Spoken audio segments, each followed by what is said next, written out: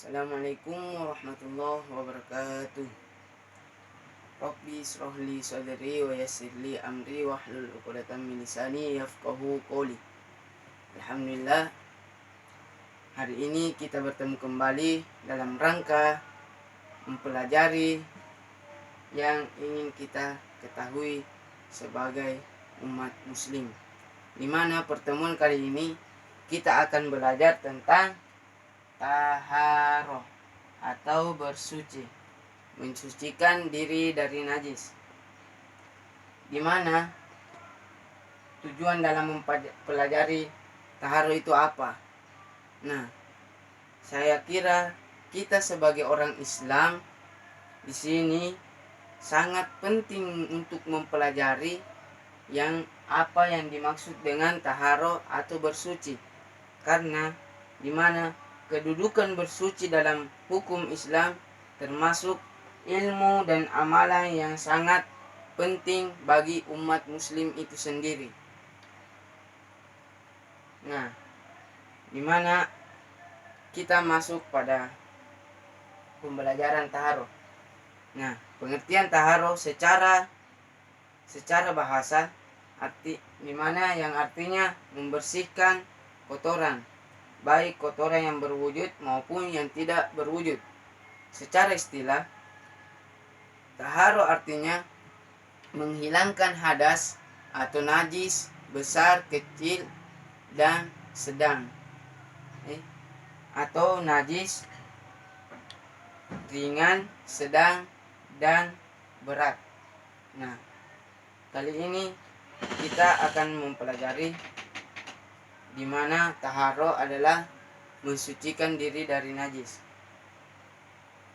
Bentuk-bentuk dalam mensucikan diri yang dimana adalah seperti berwudu dan mandi junub.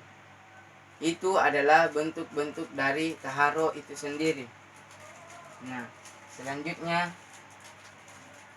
kita beralih ke jenis taharoh, di mana jenis taharoh itu ada dua. Yang pertama lahiriah, yang kedua itu yang pertama batiniah, yang kedua lahiriah. Di mana batiniah yang dimaksud di sini adalah mensucikan diri dari kotoran. Kotoran yang dimaksud di sini dimaksudkan dalam batiniah itu seperti kesirikan, dengki, iri hati. Nah, itu adalah jenis taharoh batiniah. Sedangkan taharoh lahiriah yaitu mensucikan diri atau menghilangkan hadas dan najis, entah itu hadas kecil, entah itu najis besar. Nah, itu yang dimaksud dengan lahiriah. Nah, selanjutnya kita menuju kepada jenis najis. Jenis najis ini terbagi atas 3 najis. Yang pertama itu najis mukhaffafah, najis yang kedua najis mughallaza, dan najis mutawassitah. Di mana najis mukhaffafah yang dimaksud di sini adalah najis sedang. Nah, contohnya itu seperti darah, nanah, kencing manusia atau kotoran manusia. Cara mensucikan diri dari najis mukhaffafah yang saya sebutkan tadi itu dengan cara mencucinya sampai hilang warna, bau, zat dari najis yang disebutkan tadi. Nah, yang kedua adalah najis mughallaza. Najis mughallaza adalah najis berat, seperti jilatan anjing dan babi. Nah, itu yang dimaksud dengan najis berat. Di mana cara mensucikan diri dari najis tersebut adalah dengan membasuh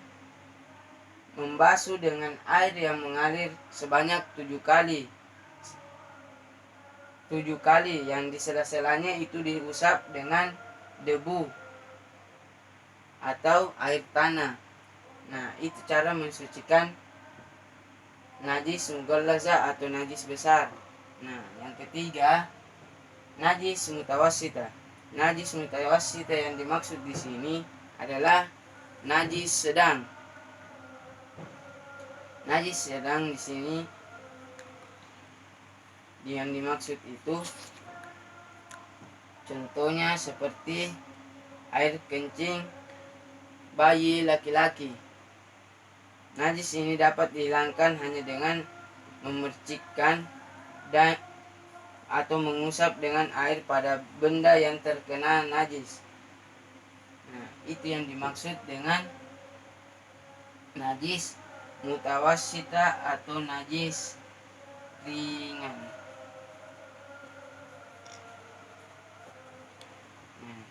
Itulah tadi beberapa macam-macam najis yang saya jelaskan.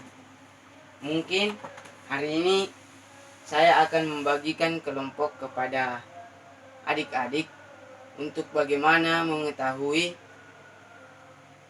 dan mencari contoh dengan kelompoknya masing-masing. Nah, di mana kelompok pertama itu tugasnya mencari najis mukhaffafa dan cara membersihkannya. Nah, yang kelompok kedua najis mutawassita. Nah, kelompok yang ketiga yaitu najis mughallaza. Itulah tugas-tugas untuk adik-adik, di mana untuk mencari contoh najis itu dan cara membersihkan najis itu. Selain yang saya jelaskan tadi. Mungkin hari ini cukup sampai di sini. Saya harap adik-adik giat dalam belajar, mempelajari apa yang ingin diketahuinya. Mungkin hanya itu saja. Tetap semangat dalam belajar. Wallahul muwaffiq ila aqwamit thariq. Assalamualaikum warahmatullahi wabarakatuh.